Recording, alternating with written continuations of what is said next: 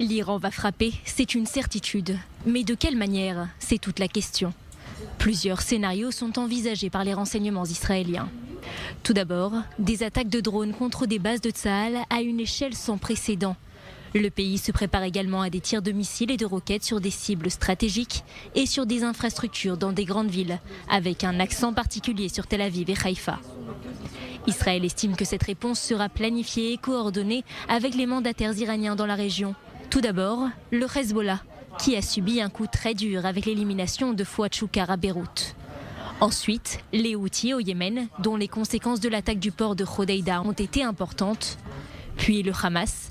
Le siège de l'organisation terroriste à l'étranger a été durement touché avec l'élimination de Salah al-Harouri à Beyrouth en janvier. Enfin, les milices chiites en Syrie et en Irak qui attendent simplement le feu vert de l'Iran.